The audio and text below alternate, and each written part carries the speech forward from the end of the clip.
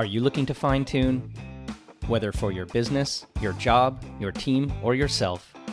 In each episode, we will be discussing different ideas and opinions using real-world examples to help you see opportunities, innovate, and succeed.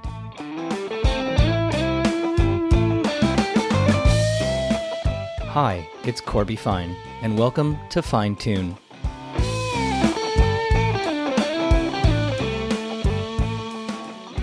So with me today is an old friend of mine, and as most people don't know, actually my boss at one point, Michael Tamblyn, who is currently the CEO of Rakuten Kobo.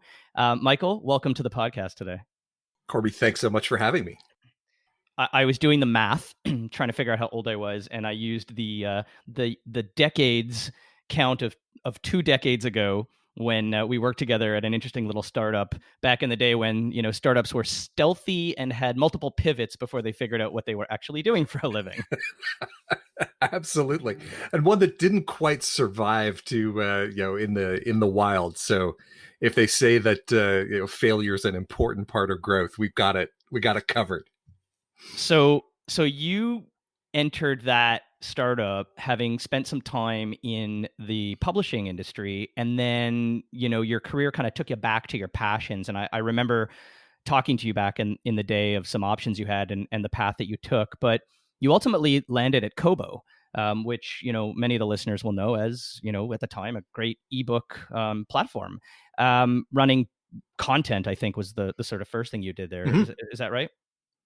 I joined the team pretty soon after it was first founded, and it was a very small team. It was incubated literally in the basement of Indigo's head offices in downtown Toronto.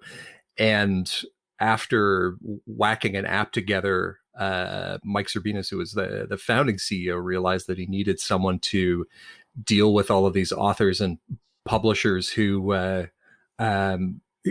for whom were absolutely going to be required in order to make the thing work. So I jumped from being the CEO of another company to come over and do this. It's interesting. And helping them then, once you became CEO, through what became a very large acquisition of a Canadian company by an international organization. What was that like? Well, I was still chief content officer when we were acquired, but it was, and then I took over as CEO in 2014. But it was an interesting series of steps that led us to that acquisition. I mean, we had always had the sense, even when we were first getting started, that this wasn't going to look the way that book retail normally looked. It wasn't going to be. There's going to be the biggest ebook store in Canada and the biggest ebook store in Germany and the biggest bookstore in France. There were going to be a few global players, and with all of the things that we know about internet scale and platform efficiencies, they were going to do that around the world. And we wanted to be one of them, which was a fairly ambitious goal for people sitting in a basement in Toronto. But the thing that helped us to get there was realizing that the problem that we were trying to solve for Indigo in Canada was a problem that was shared by every other incumbent book retailer in the world. And if we could just get from one country to the other fast enough, we could capitalize on that. So that led to a series of funding rounds through 2009, 2010, 2011. And the business grew incredibly fast. So we did almost 100 million in revenue in our first year. And a lot of that was coming off of hardware, was coming off of e-readers. And a couple of things became very apparent very quickly as we were starting to raise money, as we were starting to scale. One was that hardware is incredibly capital intensive. You have to buy things. You have to build stuff. You have to have inventory in warehouses. You have to, you're buying Wi-Fi chips and screens and plastics. And especially in 2009, 2010, that wasn't a really popular business model to fundraise on. People wanted a nice SaaS company, something that was, if it had some social in it, if it had some, some mobile in it, that would be great. But if you were a VC, the perfect company to invest in is somebody with 5 engineers and a server that you could put 1 million users on. So the idea of having to build physical stuff just wasn't attractive at the time. So we were raising money in Silicon Valley. We were in New York. We were all over, and the combination of startup in Toronto, competing against Amazon, and later Apple and Google as well, combined with having a mixed hardware software content play, was not the sexiest thing you could put in front of somebody at the time. And yet we could see that like the business was growing, the scale was there, the customers were there. We just needed runway. So at the end of the third round that we did, which is I think about a $50 million raise, almost all of which immediately got plowed back into working capital so that we could keep building devices. We realized that this was just going to need a much deeper well of resources than we would be able to find at the time in the capital markets. And it would be a totally different story now. If you were showing that kind of growth in 2018, 2019, there are funds that could write you $100 million check. But at the time, there certainly wasn't in Canada. So then what happened at that time? So right at the time that we were starting to go, okay, like how are we going to keep growing this, was when Rakuten called, the largest e-commerce company in Japan. They had started a process of diversification, of acquiring other companies outside of the Japanese market. And we had a really interesting profile for them, both because we were in a lot of different markets. We'd become very international very quickly. We were a B2C business, but we also had this interesting business-to-business component of empowering retailers.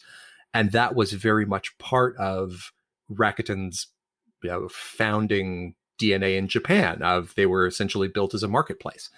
So all of that came together and led to the acquisition in 2012, and was really the best thing that could have happened to us, both because they were able to put a lot of capital into the business right at a time we needed it, but they also gave us a ton of operating discipline when we really needed it. Like as we're starting to ship millions of devices instead of thousands of devices, as we're starting to make big bets in terms of which markets we go into, you need a different level of operating discipline that, we were like 22 months old. We didn't have it. So all of a sudden you learn how to plug into a publicly traded Japanese company, and you get this giant injection of forecast discipline, inventory management discipline, financial operations, all stuff that we needed right at the time we needed it. So it worked out perfectly. You entered this little bit of a debrief with the notion that you kind of got into the business and fairly early realized that you needed to think globally, not just domestically. And I think nowadays, to your point, it's much easier to reconcile the fact that a startup in a Toronto market or in a Canadian landscape can actually achieve a global footprint in a much easier manner because of the fact that we've got credibility. And one of the things we have credibility as a result of are stories like yourselves. So if you think back to that time and you think, advising other businesses and startups in today's landscape, what are the kind of pivot points that you kind of wake up and you say, like, now's the time to really start to think about that expansion? Think about what are the triggers in a business that say, we're not going to do enough and become big enough domestically. We need to look outside of our, comfort zone. It's interesting to look back on some of those decisions, because a lot of them were almost, were architecturally driven in a lot of ways. You start to think about, are we going to internationalize? Are we going to support multiple languages? Are we going to support multiple currencies? And at the time, they're incredibly painful resource allocation decisions to make, because everything gets a little bit slower when you're building multi-language support, when you jump out of English and even just start doing English and French. The same with currencies, the same with a lot of other things that go into building an internationalized product. But we knew from almost the very beginning that, certainly it wouldn't survive in Canada on its own. And when we looked at where the opportunities were, we could see that it would be really easy to just get stuck in the United States, and then you become one of those kind of two country Canadian, startups that spends a lot of time looking at the US and sometimes looking at Canada. But there was all of this untapped market for us all through Western Europe, in Australia, New Zealand, into Asia. And so in some ways we turned our back on the US. And we, at the same time, we knew that Amazon, Apple, Google, Barnes and Noble were all located in that market. It was the biggest, richest market for digital content in the world. Everybody was going to fight as hard as they possibly could to own it. And that meant it was going to be like a marketing bloodbath, a customer acquisition bloodbath. Like, these people were going to beat themselves bloody to try and win and hold on to that market. So by saying, okay, that's not priority number one, where else can we go? We got probably a year or more of running room of going into Western Europe, of picking up non-English territories, of starting to look at how we would operate in like double byte languages in Asia. And that was the thing in the end that saved us. So we got to the point where we were no longer dependent on one particular market or even one particular language. And what we've seen is markets do go up and down. Like, you'll have a financial crisis, or a retailer will go bankrupt, or you'll lose a distribution channel. And if we were US Canada only, or US Canada UK, we'd be incredibly exposed to those fluctuations. Now we can kind of ride it out, which has been great. Yeah, so playing that global platform play, most of those competitors are gone, right? Whether you took them over like a Borders.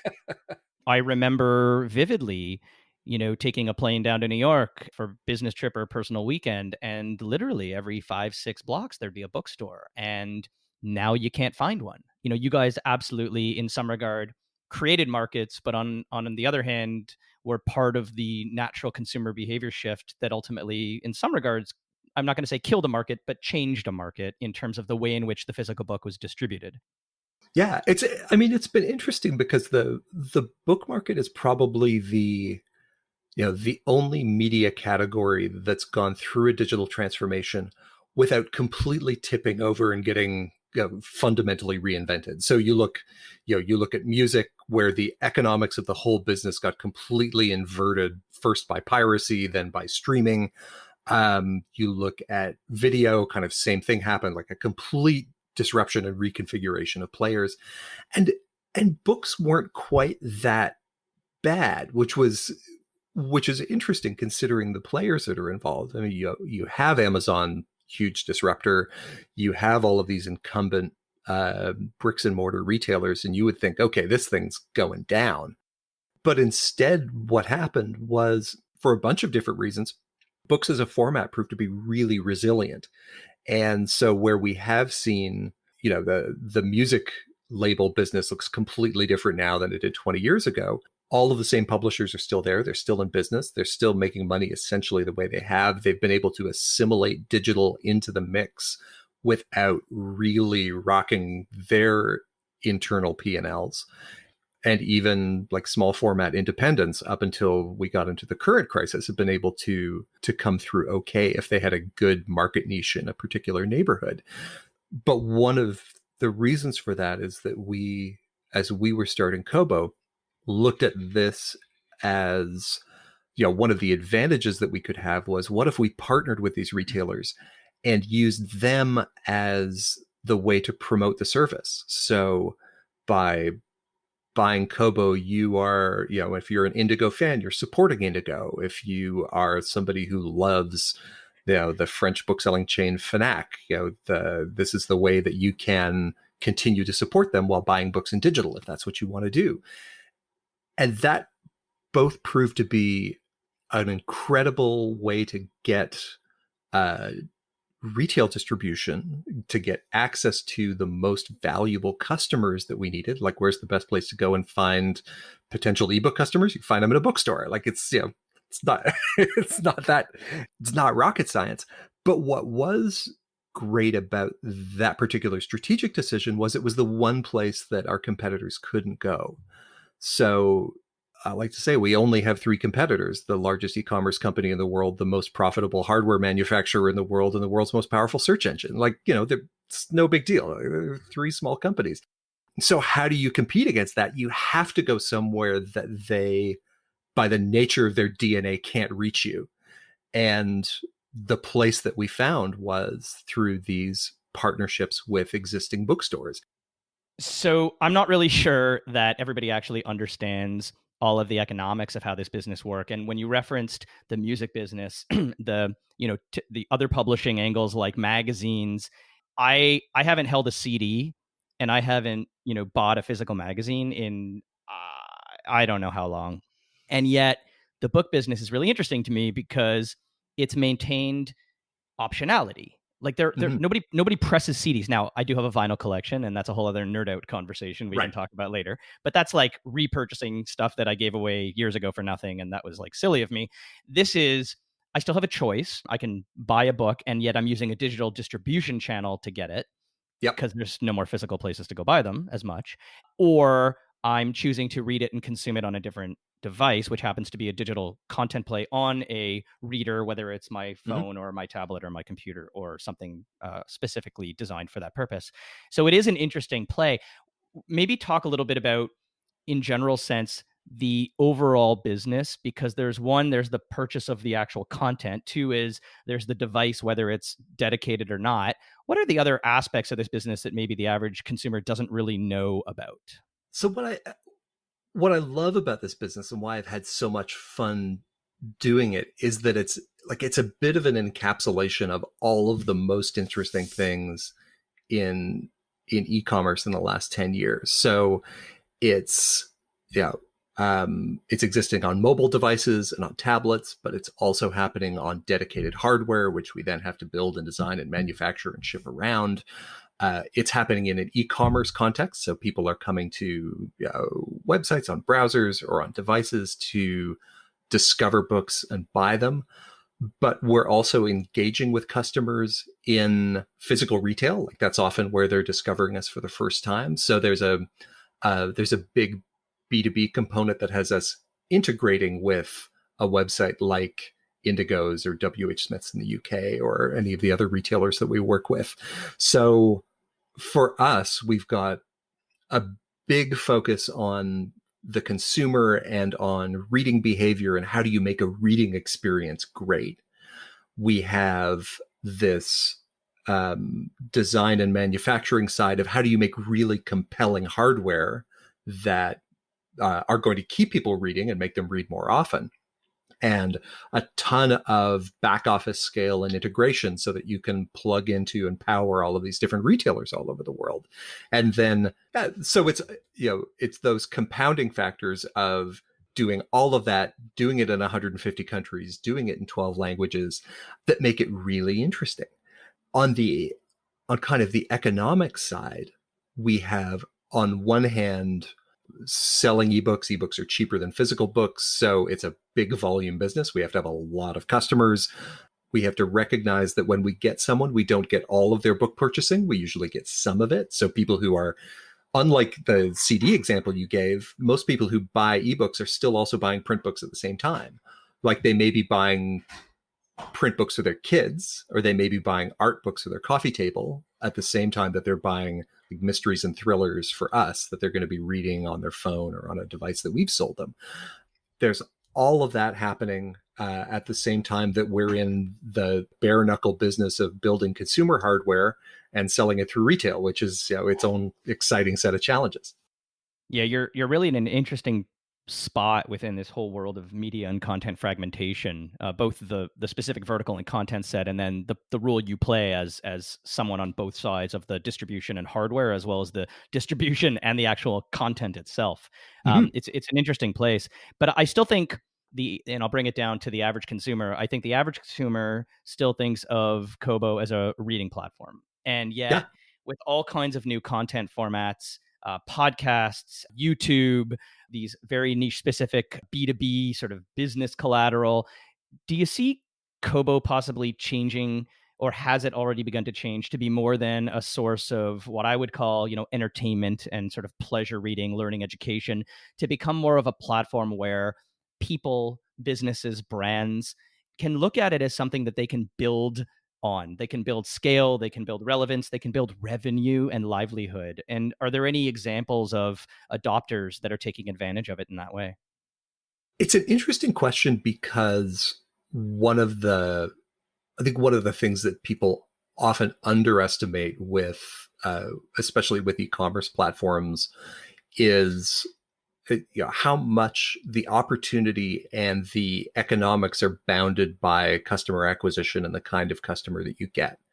So for us, we're in a series of locations and territories where we're acquiring a person who loves books and has made reading a central part of their life.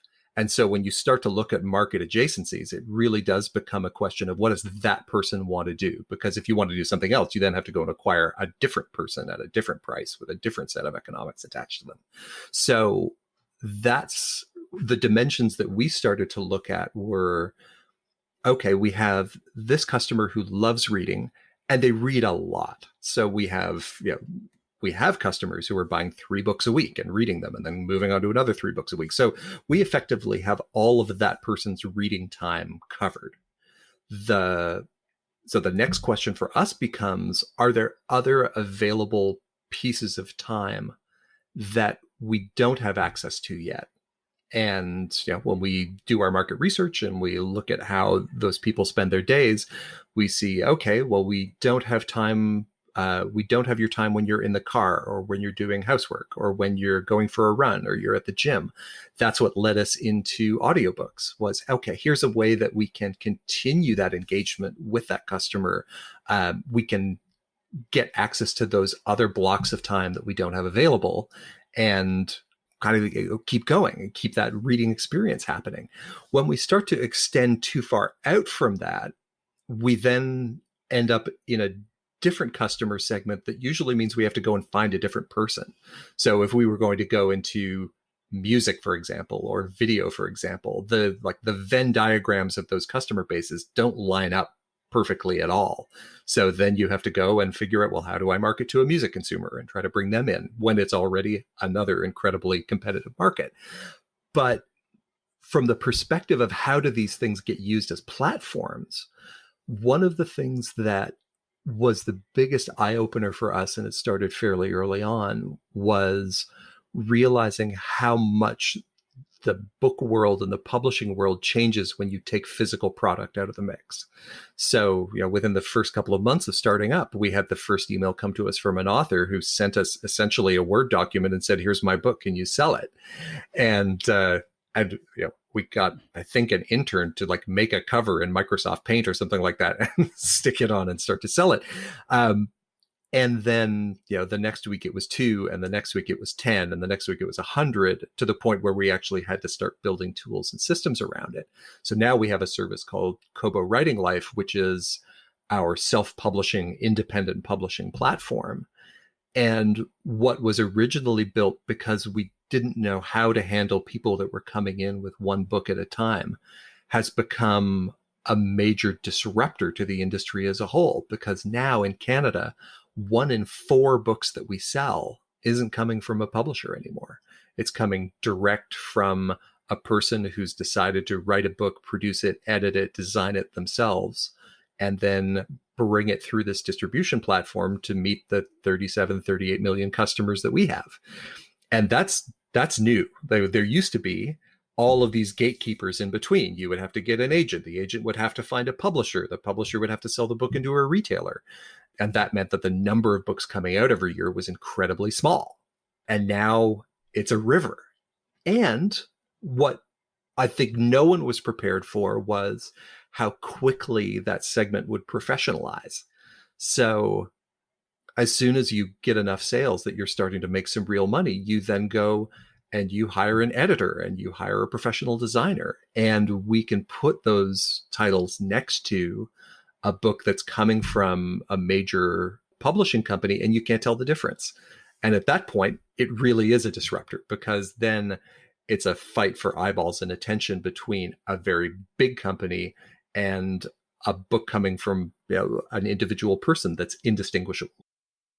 So you built your own content engine by Yeah, empowering your customers to yeah. become the providers. What a what a genius idea.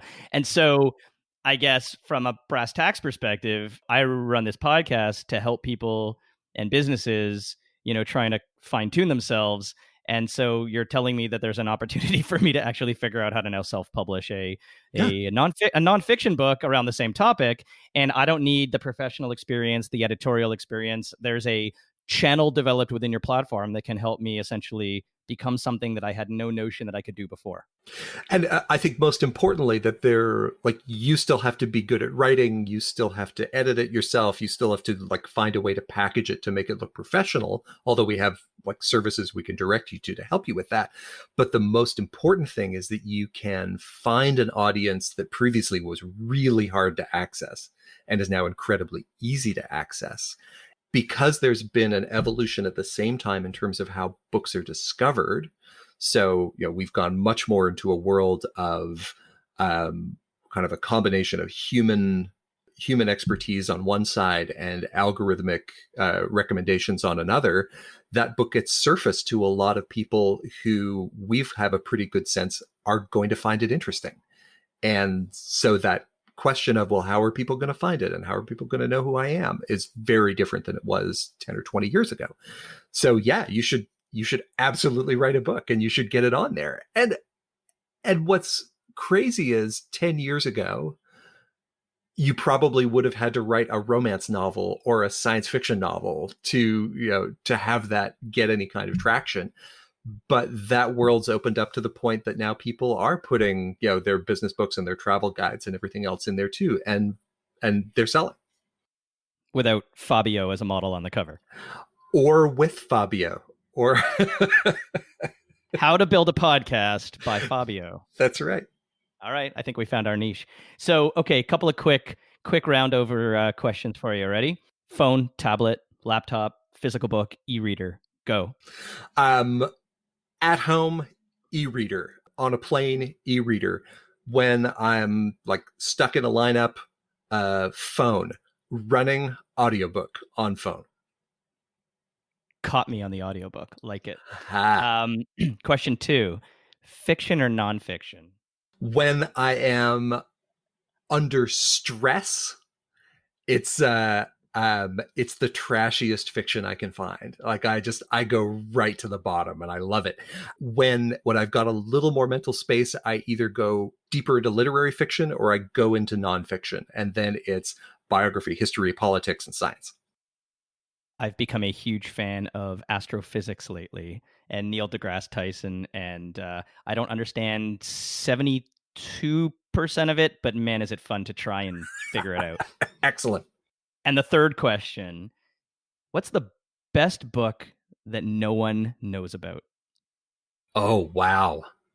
Okay, the best book that no one knows about. Without a doubt, the most interesting work of political history that I've ever seen. And what it So it's not on the end of the spectrum of the trashiest. You just need to kind of like undo yourself for a while. No. This was proving to my audience that I didn't set him up with this question. No, Tried okay. To catch you off guard. Yeah. So the book is called American Nations by Colin Woodard. It's a history of the 11 rival regional cultures of the United States, which sounds super dry, but it gets to that question of why is the United States such a kind of riven, heterogeneous, irreconcilable mix of politics and beliefs, when there's this sense of, well, you know, it's the United States, it's one big melting pot.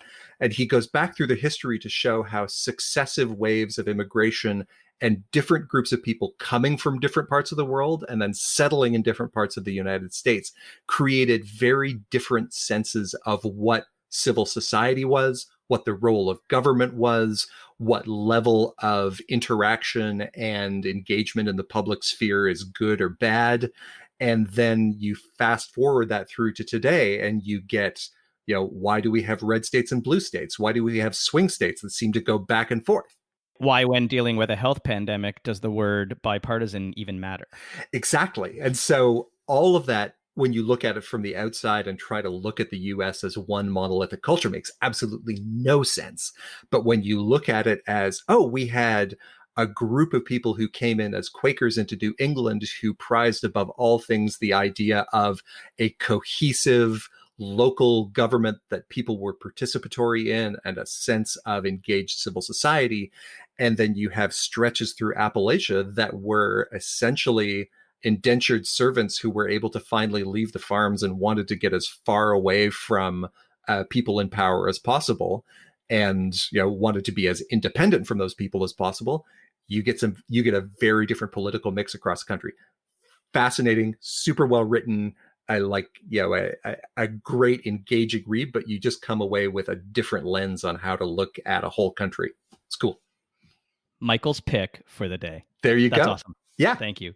So I'm going to summarize. I've got a number of really key points that I think you made. One, no matter where you start your business or where you're operating, it's always good to keep the eye on the global pulse, not just domestic. And secondly, watch for those signals in your business that might signal you need help to scale.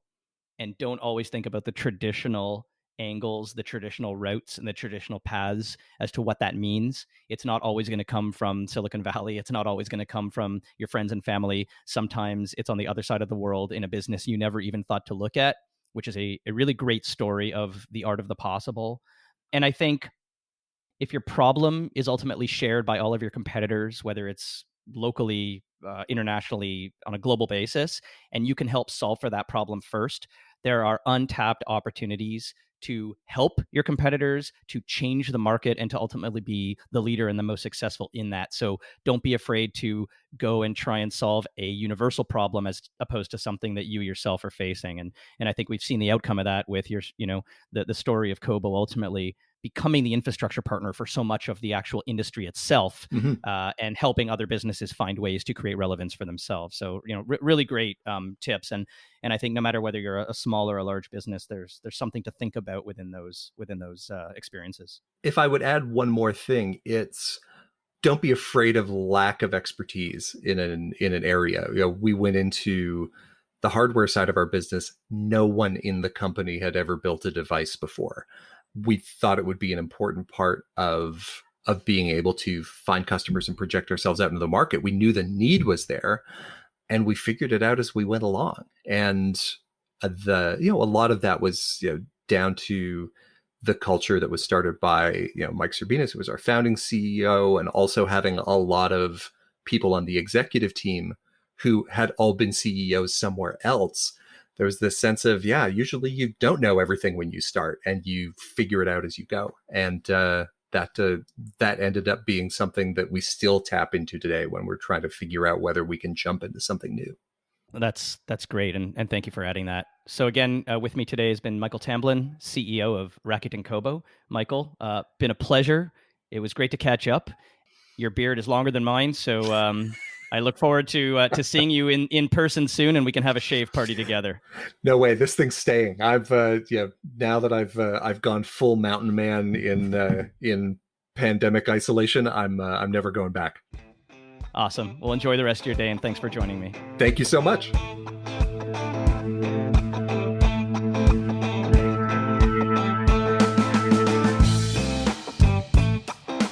You've been listening to Fine Tune. If you haven't done so already, please subscribe to the show wherever you get your podcasts. You can connect with me on Twitter @CFine, through LinkedIn @CorbyFine, or visit my website, corbyfine.com.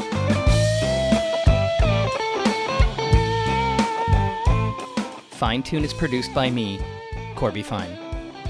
Thanks for listening.